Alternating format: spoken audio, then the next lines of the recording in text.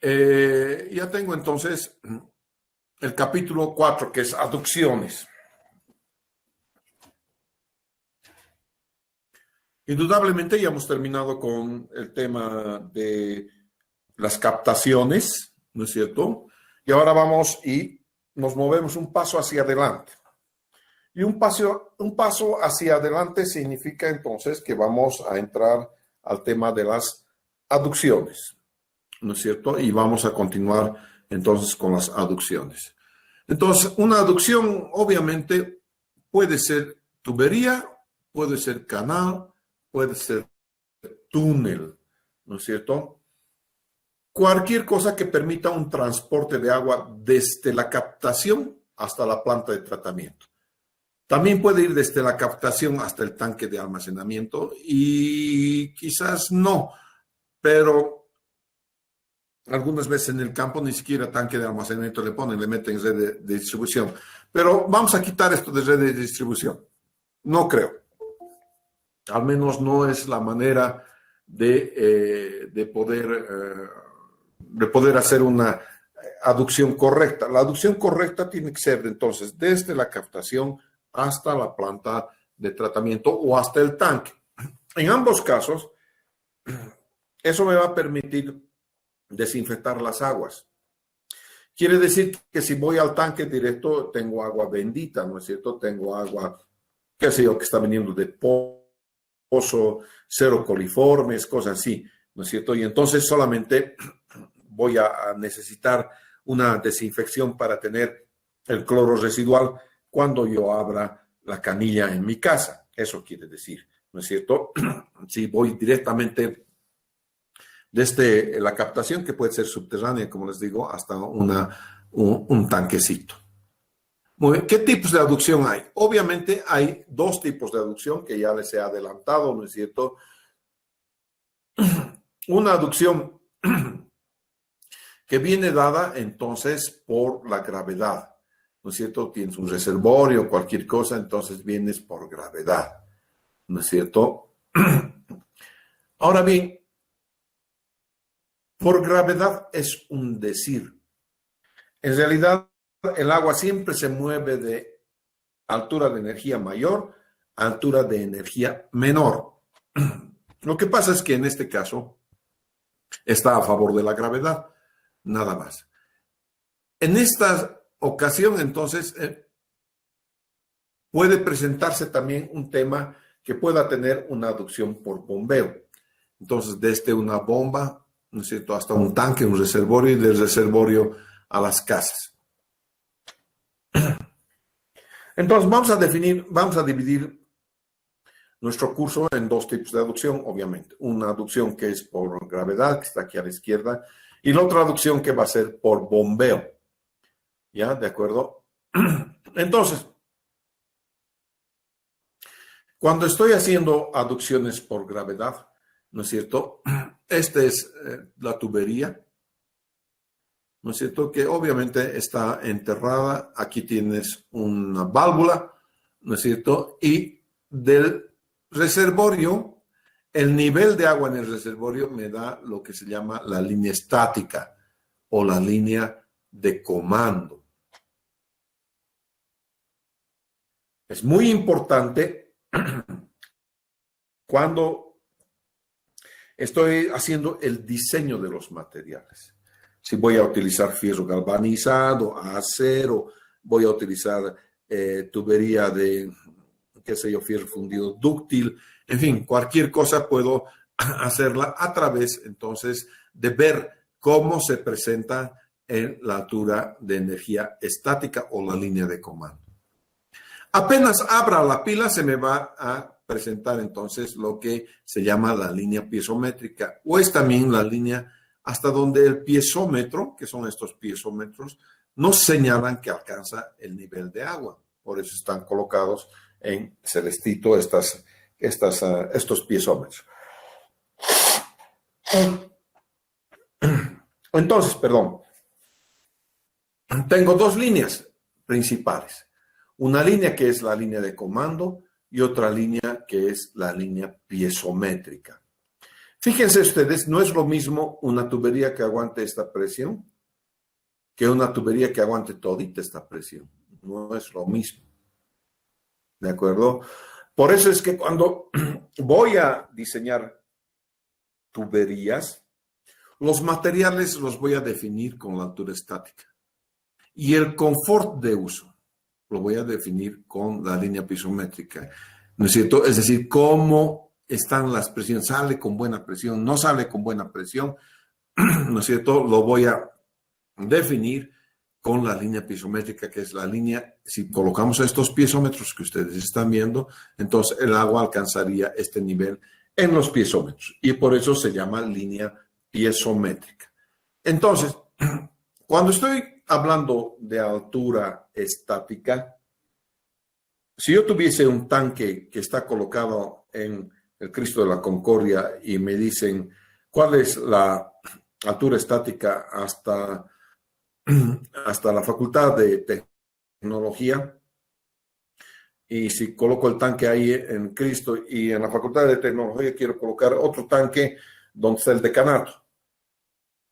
Entonces alguien me puede preguntar y me dice, ¿cuál es la altura estática? La altura estática simplemente es diferencia de cotas, tal cual. No depende del camino. En otras palabras, yo puedo tener una tubería que viene desde el Cristo de la Concordia hasta el decanato en línea recta. O puedo tener también una tubería que va desde el Cristo de la Concordia, va a San Pedro, se va a Calacala, da una vueltita por el Prado y retorna al decanato. La diferencia de cotas, específicamente no importando el camino, entonces define la línea estática o la altura estática. En cambio, para el otro sí es muy importante el camino, porque el camino define la pérdida de carga por fricción. Entonces, la línea piezométrica tiene que ver entonces con el Z del lugar, este Z, a qué altura está colocado, más la altura de presión, ¿no es cierto? Esa va a dar entonces la altura piezométrica. Muy bien. En estas tres figuras, es la misma figura en realidad, queriendo mostrar, digamos, qué es lo que está pasando cuando esta valvulita de aquí la voy a abrir. Voy a abrir la valvulita, aquí está la altura estática, está colocada ahí en rojo la altura estática, y abro un poquito la válvula. Entonces se me presenta esta altura piezométrica. Esto tiene poco flujo. Abro más la válvula, ¿no es cierto? Y obviamente a mayor caudal empieza a perder más carga el aductor, o sea, en la tubería que hace la aducción. Como pierde más carga, esta distancia se hace mayor que esta, ¿no es cierto? Y esta distancia que se hace mayor, entonces es cuando abro un poco más la pila, esta pila. Esta alturita entre este nivel y hasta este último nivel donde ya llega el piezómetro se llama presión remanente. ¿Qué pasará si no tengo ninguna válvula acá, fuera válvula? Y dejo de que el agua fluya por esta tubería. El agua va a fluir por la tubería hasta encontrar entonces el nivel cero. Aquí, el nivel cero. No tengo válvula, quito la válvula y la piezométrica se instala con una línea recta desde el tanque hasta el nivel cero, o sea, la atmósfera en este caso, porque esto está situado a 2.500 metros sobre el nivel del mar. Entonces, aquí sale a la atmósfera, o más bien, o puede desembocar en un otro tanque cisterna. Y entonces no le he colocado ninguna restricción. Cuando no le coloco ninguna restricción, entonces el caudal que se mueve por esta tubería es el máximo caudal que podría moverse dadas las condiciones de presión y fricción. No existe presión residual, es cero, hay descarga a la atmósfera y obviamente cada diámetro tiene diferentes caudales naturales. Entonces, al caudal que recorre esta línea cuando no tengo aquí válvula, simplemente el tubo se le llama caudal natural. Ese caudal natural, entonces, es el máximo caudal que puede recorrer el tubo desde la línea de comando, desde el tanque hasta la descarga en la atmósfera. Muy bien. Entonces, eso hay que ver, muchachos, siempre, ¿de acuerdo? Muchas veces me intentan colocar aquí un tubo muy chiquitito o muy grande, muy chiquitito, se va a venir por aquí, no va a salir agua. Muy grande por aquí, arriba, pucha, la presión es gigantesca, ¿no es cierto? Entonces, uno tiene que agarrar y manejar las presiones, sobre todo la presión residual, ¿no es cierto? La norma dice que en cualquier punto del desarrollo de la tubería, la piezométrica no puede ser menos que 2 metros de columna de agua. Si vemos aquí, la piezométrica es hasta donde alcanza el agua en el piezómetro, y aquí voy a tener, digamos, 13 metros de columna de agua. Pero obviamente aquí va, cuando abra la pila totalmente, voy a quemar todita la presión remanente acá y se me vuelve a cero porque la he descargado contra la atmósfera. Es decir, le he abierto completamente la válvula y quemo esta partecita de la presión residual, la voy a quemar. Ya no va a haber presión residual y entonces se me va a ir a la atmósfera. Voy a descargar en la atmósfera. Y cada vez que descargo en la atmósfera, entonces voy a tener el caudal natural de esta tubería o de cualquier tubería, dependiendo del diámetro. Cuando estoy haciendo diseño de conductos a presión, entonces tengo que tomar en cuenta varias cosas. Lo primero que voy a tomar en cuenta es la diferencia de niveles.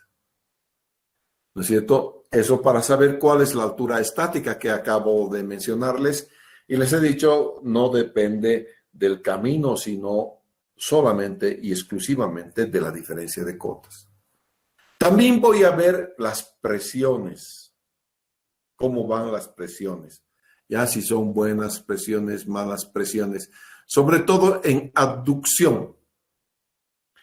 En abducción, solamente en abducción, la normativa dice y recomienda que la presión del tubo aductor no puede superar el 80% de la presión nominal de trabajo. Dicho esto, todos los fabricantes, todos, absolutamente todos los fabricantes, te dan el factor de servicio. Y el factor de servicio es aquella presión que aguanta la tubería hasta la rotura. Algunas veces ese factor de servicio es 2 y algunas veces 3 veces más que la presión nominal de trabajo. Por lo tanto, la norma, digamos, un tanto que exagera el 0.80% de la presión nominal. Debería ser, a mi juicio, a la presión nominal y pare de contar. Pero en tanto han llamado a licitación, a concurso de méritos, para que un consultor se encargue de modificar o por lo menos plantear modificación a la norma NB 689. Ese consultor va a tener que trabajar día y noche para poder entonces presentar a la opinión, ¿no es cierto?, a los demás ingenieros, cuál sería su pensamiento a partir del cual qué cosas se deben cambiar en la normativa. Creo que esta es una de las cosas que podríamos cambiar en la normativa. Luego tengo que tener las pérdidas localizadas. A ver, en aducciones no importa tanto las pérdidas localizadas. Una pérdida localizada importa si los artefactos, codos, T, semicodos, válvulas, están colocados a menos de 300 veces el diámetro nominal. Digamos que estoy calculando un tubo de 400 milímetros, ¿no es cierto? 400 milímetros. 400 milímetros es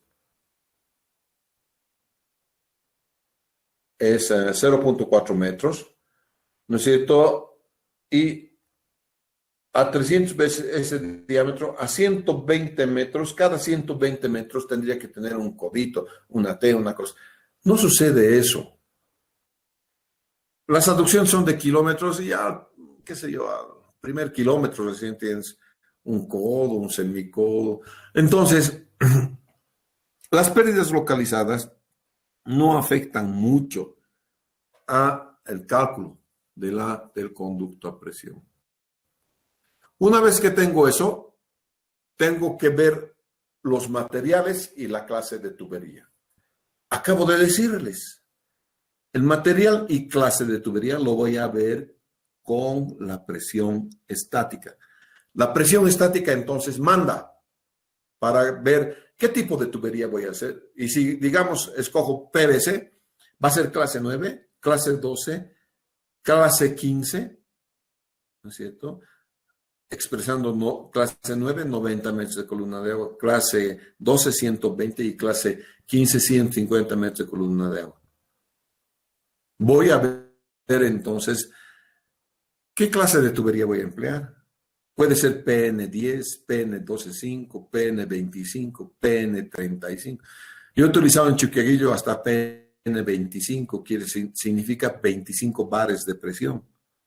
25 bares de presión es 250 metros de columna de agua. Es suficiente para entonces subir el agua hasta un barrio, ¿no es cierto? Cualquiera. Luego, en los diseños de conductos a presión, voy a tener que ver los diámetros.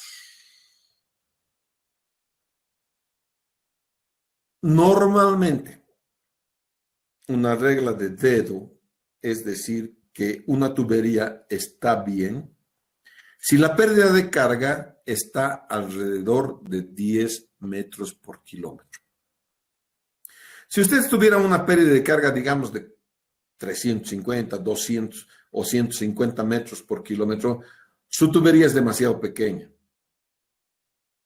Pero si por el contrario, la pérdida de carga es 0,02, 0,1, están matando una mosca con un cañón. Están poniendo una tubería demasiado amplia, con un diámetro muy grande, de tal manera que su pérdida de carga es imperceptible a la fricción. Entonces, para tener un buen diseño, esta pérdida de carga tiene que estar alrededor de 10 metros por kilómetro. No vas a alcanzar 10 metros por kilómetro, vas a estar en 15, 16, vas a estar en 5, 6, no importa, está bien, ¿no es cierto? Pero más o menos te da una idea, un parámetro nada más de cálculo. Luego, una vez que tienes definido todas estas cosas, vas a recién pasar al cálculo hidráulico y el cálculo de las pérdidas de carga. El cálculo hidráulico lo puedes hacer con cualquier ecuación que tenga la pérdida de carga bien anotada. Puede ser Manning, puede ser Hazen-Williams. Bueno, hay varias maneras de hacer el cálculo. Incluso puedes hacer por Darcy, ¿no es cierto? Si es que quieres ser muy exactito, ¿no es cierto? Y quieres hacer por Darcy. Por ejemplo, la planta de tratamiento de la TAP Batallas que estoy rediseñando, ya he terminado del rediseño, la pérdida de carga hidráulica es por Darcy. Pero eso es porque necesito cierta exactitud en el establecimiento de la piezométrica. En aducciones de agua potable casi no tiene interés, ¿no es cierto?, tener pérdidas muy pequeñas. Vamos a ver siguiente. ¿Qué velocidades de diseño tengo? Aquí tengo estas velocidades dadas por norma, fíjense en el cuadro. Casi todos son 5 metros de columna de agua. Si tú tienes 5 metros de columna de agua, te has fregado. Porque en la ecuación de energía, si ustedes se acuerdan de la ecuación de energía, en la ecuación de Bernoulli, es Z más P sobre gamma más B cuadrado sobre 12. El término de la velocidad en la energía está elevado al cuadrado. Eso está muy bonito cuando tienes el servicio, pero cuando se para la bomba o se para cualquier cosa, retorna y retorna en función del golpe de ariete. Y retorna con una velocidad fantástica, ¿no es cierto? Que depende de la velocidad inicial. Si bien esta es la velocidad que puede aguantar el tubo, no es aconsejable llegar a estas velocidades. De hecho, la norma te dice que la velocidad mínima es 0.30 metros sobre segundo. Estos 0.30 metros sobre segundo es la velocidad que permite la fuerza atractiva de partículas de arena. Entonces quiere decir que ninguna arena se va a quedar en el tubo, todas van a ser transportadas. Entonces, para ello, la velocidad mínima tiene que ser 0.30 metros sobre segundo. Las velocidades máximas en la NB 689, fíjense, tubería de impulsión menos que 2 metros de segundo. Para evitar golpe de ariete, vas a bajarle incluso a 1.5 metros sobre segundo. La recomendación de diseño en bombeo es de 1.5 a 2.5 metros sobre segundo. Juan Carlos Rocha siempre viene de 1 a 1.5. No va más allá de eso. Y ya tengo 37 años de servicio y todavía no he comprado pasaje a Miami. Eso quiere decir que todo lo que he diseñado está bien, está funcionando, ¿no es cierto? Y eso es lo que intento decirles a ustedes. Siempre lleven por el camino, si bien ingenierilmente especificado, ¿no es cierto? Pero también guárdense una reservita por si las moscas. No hay nada absoluto, no hay cosas que sean verdades escritas en piedra, no hay eso. ¿Qué caudales de diseño va a haber? El caudal de diseño entonces depende del punto de partida y la llegada de la aducción. ¿Y para qué vas a utilizar el agua? Por ejemplo, en este caso el punto de partida está en el río, de donde voy a captar, y aquí voy a llevar el agua a un tanque de almacenamiento. Y del tanque de almacenamiento voy a bajar a la distribución, en la red de distribución. Este tramito que va desde la captación hasta el tanque lo voy a diseñar con el caudal máximo diario.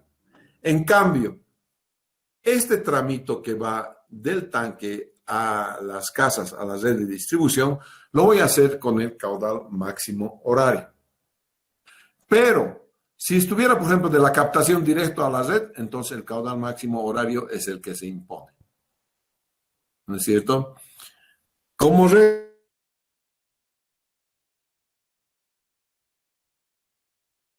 tanque de la planta de tratamiento, el tanque elevado, el tanque cisterna, el tanque que quieran, el caudal de diseño es el caudal máximo diario.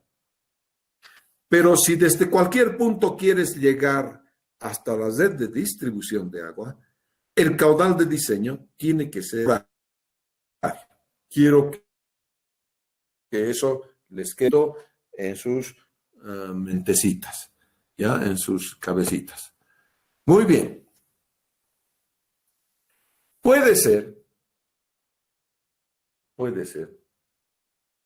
que yo tenga necesidad. Perdón, ¿te podrías repetir lo último que ha dicho? ¿Sí? El caudal de diseño a cualquier tanque, esté donde esté el tanque, es el caudal máximo diario. El tanque puede estar en la planta de tratamiento, puede ser elevado, puede ser de cola, puede ser donde lo quieras ubicar.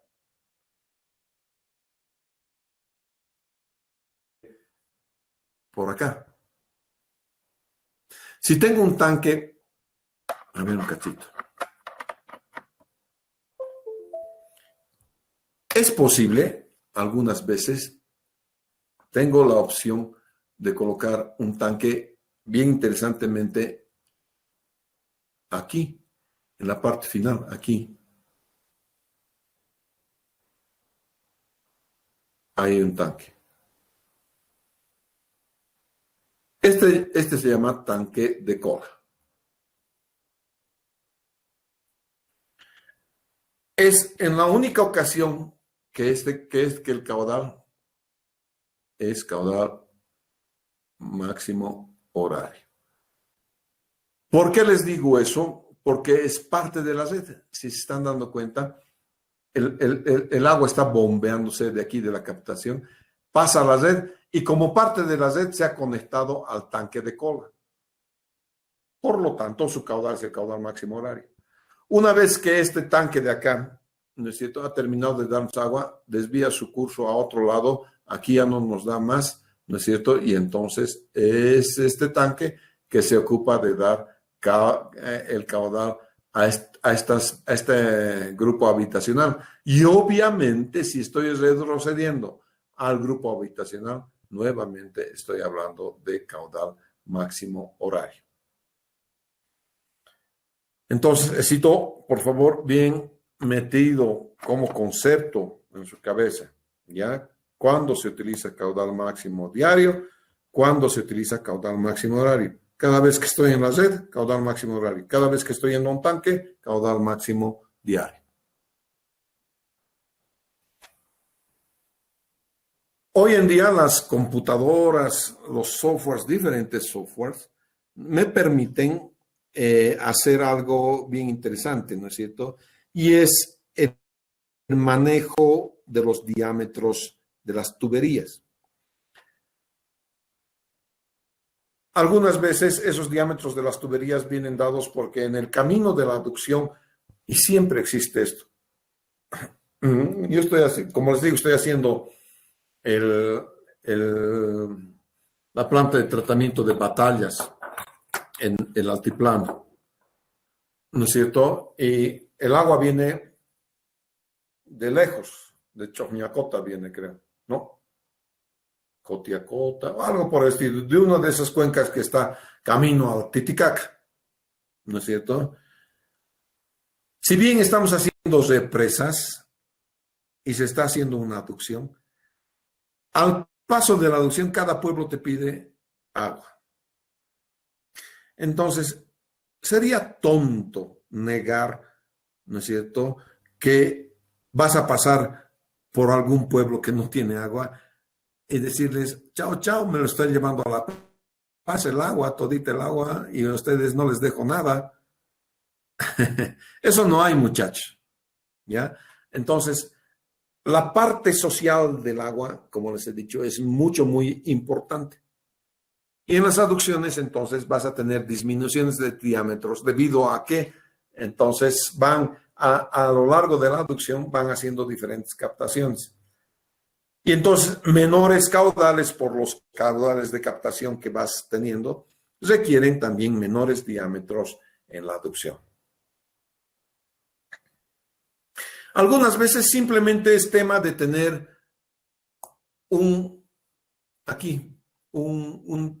altura remanente de presión, esta altura remanente de presión. Entonces me dice, yo quiero tener aquí en este punto 10, 15 metros de columna de agua. Entonces agarras un tubo grande, colocas y el tubo grande se ha pasado, miren. El tubo grande viene por aquí. Pucha, no son 15 metros de columna de agua, son como 40 metros de columna de agua. O un tubo chico, este ya también lo traslado por aquí como paralela y miren, por aquí se va a venir. Entonces, si este tubo, entonces, del tubo chico es su pendiente, ¿no es cierto? Su pendiente de la energía, lo traslado en paralelo, por aquí me va a caer. No va a llegar agua, ¿no es cierto?, al punto este.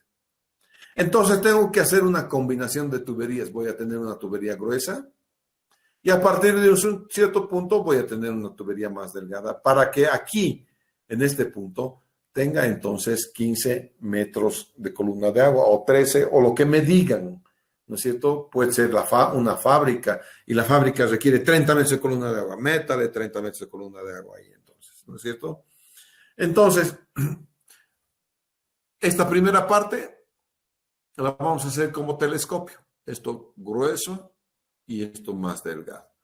Entonces, la forma de hacerlo es utilizando la ecuación Heysen-Williams. Muy bien. Si L igual 100 metros, entonces, si yo tengo una L unitaria de 100 metros, podría expresar entonces esta pérdida de carga en porcentaje, siendo HF sobre L. L vale 100. HF, entonces, es esta pérdida por fricción. HF1 es la pérdida por fricción debido a la tubería 1 y HF2, a partir de aquí, es la pérdida de carga debido a la tubería F2, o digo D2, de diámetro 2. De tal manera que la pérdida de carga total que viene desde la altura de energía hasta el punto donde voy a tener un caudal remanente, viene dado por la suma pues de los dos, HF1 más HF2, y eso se expresa en esta ecuación. De tal manera entonces que HF1 es J1 por L menos X sobre 100, y HF2 es J2 por X, que es esta parte, sobre 100. Sumando los dos, tengo la pérdida de carga, ¿no es cierto? Y la pérdida de carga es facilito, es desde aquí, hasta este punto. ¿Cuánto es la pérdida de carga admisible para este esquema? Entonces, hago la suma, multiplico por 100 y finalmente voy a sacar el valor de X. Esta es una muy bonita manera de diseñar entonces esta tubería y esta tubería. Simplemente le das la pendiente y vas y esta otra pendiente hasta que se crucen, y desde que se cruzan hasta aquí, entonces vas a tener, qué sé yo, el remanente.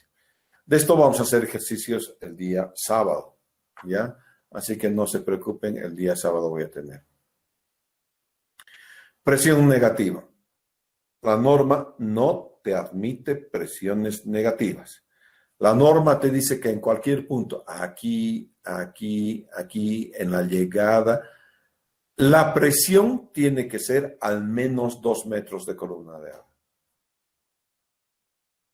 Algunas veces colocamos tubería y no nos damos cuenta de eso, y entonces la tubería está por encima del nivel del suelo. En esta parte se me va a presentar presión negativa.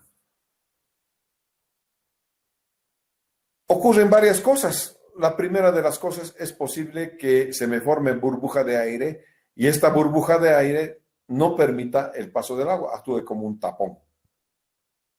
Entonces tapa la tubería y adiós. Ni una sola gota de agua va a ir al tanque. A veces esta presión es pequeñita nomás, es suficiente hacer pasar el agua y después se va a llenar el tubo. Pero aquí tendríamos que colocar una purga de aire, ¿no es cierto? Entonces voy a ver si es necesario colocar la purga de aire o no es necesario colocar. No, siempre es necesario colocar la purga de aire, perdón, borren el no es necesario. Siempre es necesario colocar una purga de aire, ¿no es cierto? Aquí en los puntos bajos voy a desaguar, porque de repente arenilla tengo, entonces desagüo, listo, se acaba, ¿no es cierto?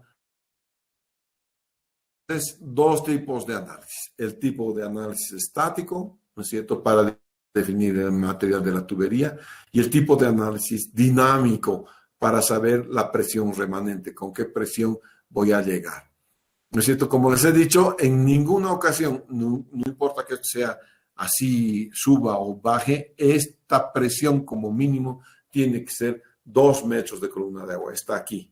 Por lo menos, entonces, tengo que tener 2 metros de agua de presión.